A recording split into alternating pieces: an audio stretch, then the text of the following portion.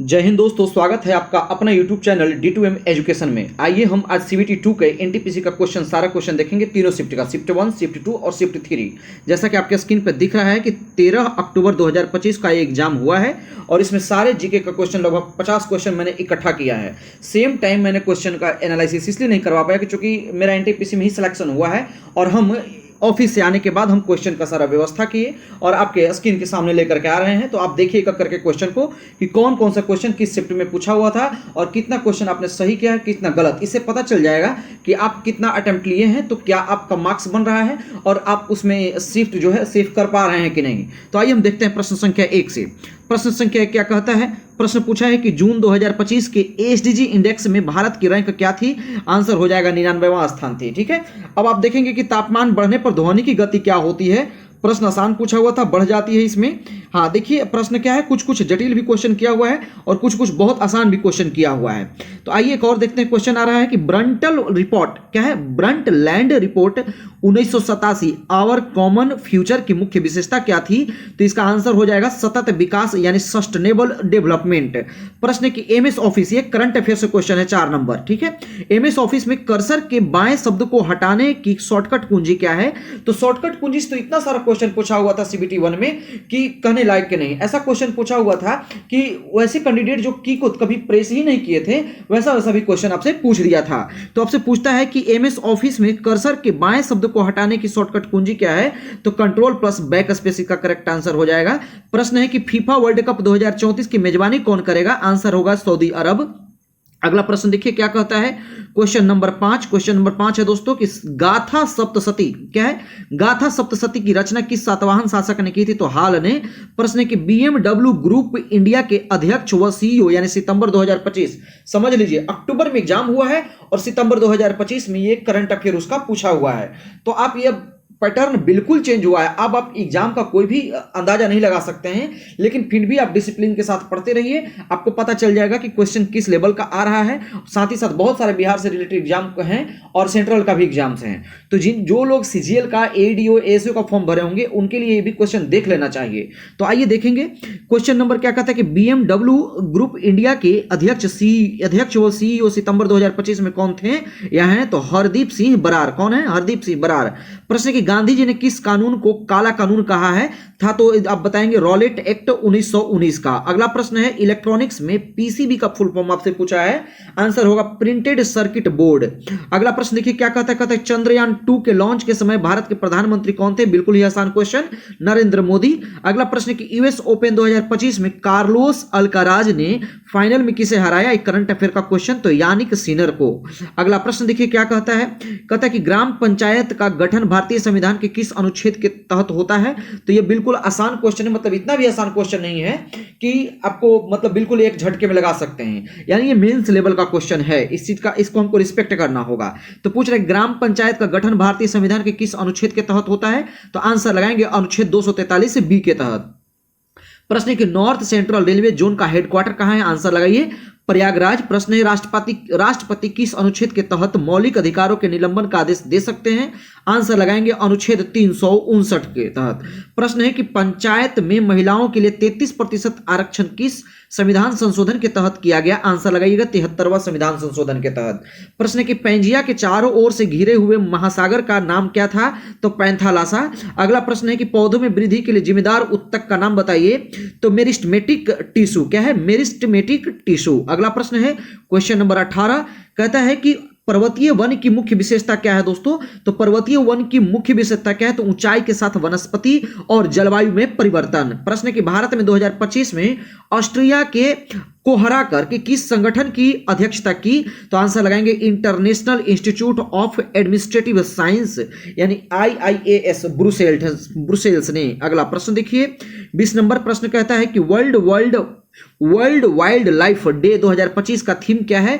Current affair का question है, तो world wildlife conservation finance यानी investing in people and planet. अगला प्रश्न है कि वैट किस प्रकार का कर है? तो वैट जो है अप्रत्यक्ष कर है दोस्तों, यानी इनडायरेक्ट टैक्स है। अगला प्रश्न 22 नंबर कहता है कि भारत की पहली AI संचालित आंगनबाड़ी किस राज्य में शुरू हुई? आंसर लगाइएगा महाराष्ट्र राज्य में ये शुरू हुई थी। अगला प्रश्न क्वेश्चन नंबर 23 कहता है कि साधारण ब्रह्मो समाज के संस्थापक कौन थे? यानी ब्रह्मा समाज के साधारण पूछा है कि ब्रह्मो समाज के संस्थापक कौन थे? आंसर होगा उमेश कुमार दत्ता, शिवनाथ शास्त्री, आनंद मोहन बोस। ये तीनों के तीनों इसका करेक्ट आंसर होगा। अगला प्रश्न है कि एमएस एक्सेल में सेल की अधिकतम चौड़ाई कितनी होती है? तो 255 कैरेक्टर। अगला प्रश्न देखिए, कहते हैं कि रेफरेंस में स्नेल्स लॉ का फॉर्मूला क्या है? तो sine i by sine r equals to constant. देखिए फिजिक्स का क्वेश्चन डाला हुआ है और ठीक ठाक क्वेश्चन डाला हुआ है। अगला प्रश्न है कि घराना शब्द किस प्रकार के संगीत से जुड़ा हुआ है? आंसर लगाएंगे हिंदुस्तानी शास्त्रीय संगीत से। और हम आपको एक बता दें कि हमारे अभी चैनल पर अभी लगातार बीएसएससी सीजीएल का बुक जो है यानी टेस्ट सीरीज चलाया जा रहा है, जिसमें 2 बुक को कवर किया गया है, एक तो कि द प्लेटफॉर्म को और दूसरा खान सर के बुक को। वैसे कैंडिडेट जो हमारे चैनल से जुड़े हुए हैं वो चैनल को सब्सक्राइब कर ले और सारे वीडियो को प्लेलिस्ट से जाकर के देखिए, इससे आपको बहुत ही फायदेमंद होगा। अगला प्रश्न क्या कहता है कि हड़प नीति किसने दी थी? तो आंसर हो जाएगा डलहौजी ने। प्रश्न है कि हरी पत्तियां प्रकाश के संश्लेषण के दौरान सूर्य की कितनी प्रतिशत ऊर्जा प्राप्त करती है? आंसर हो जाएगा लगभग 1%।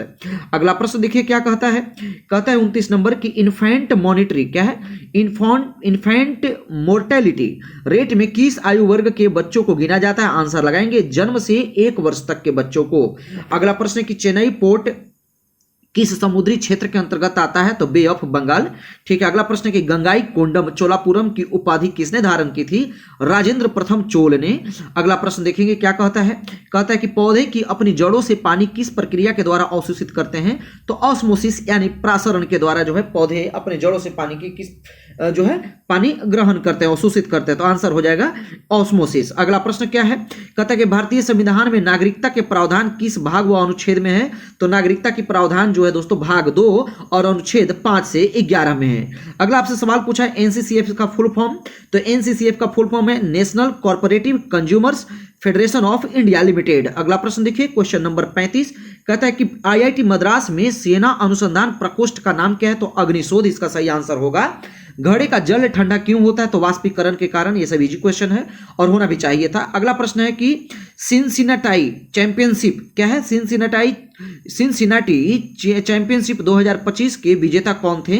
तो कार्लोस अल्कराज। अगला प्रश्न है क्या है? अगला प्रश्न कहता है कि एसडीजी यानी सस्टेनेबल डेवलपमेंट गोल्स में किनका समावेश है? तो मृत्यु दर का, यानी एसडीजी के तहत जो है मृत्यु दर को ही मेजर करते हैं। प्रश्न की नवरात्रि के दौरान 2 डंडों वाला नृत्य कौन सा है?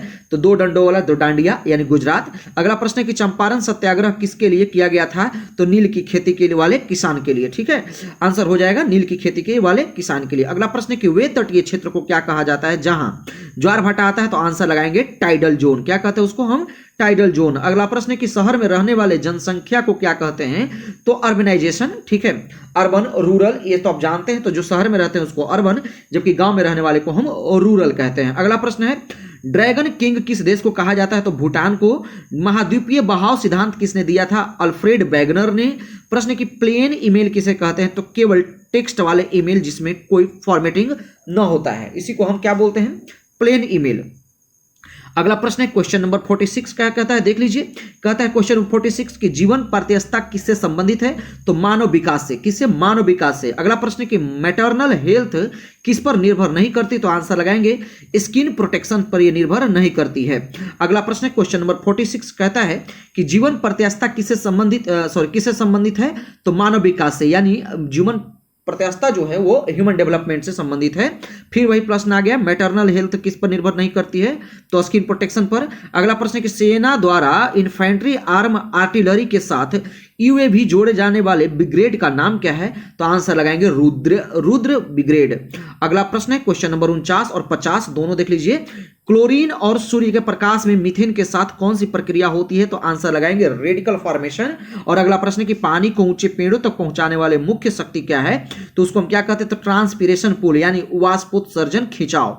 अभी तक जितना भी क्वेश्चन आया मेरे सामने हम आपके सामने रख दिए, इससे आपको पता चल जाएगा कि आपने कितना क्वेश्चन अटेम्प्ट सही लिया है और कितना आपका रॉन्ग जा रहा है, और आप अपने आप को स्कोरिंग आपको अंदाजा लगा सकते हैं। तो जिनका जितना भी अंदाजा में स्कोर आ रहा है आप कमेंट बॉक्स में कीजिए, इसका हम रिप्लाई एकदम 100% देंगे, बिल्कुल देंगे कि आप सेफ जोन में हैं या नहीं। तब तक के लिए मेरे चैनल से बने रहिए। वैसे कैंडिडेट से मेरा रिक्वेस्ट है कि वीडियो को आप शेयर करिए और सब्सक्राइब भी कर लीजिए। तब तक के लिए धन्यवाद।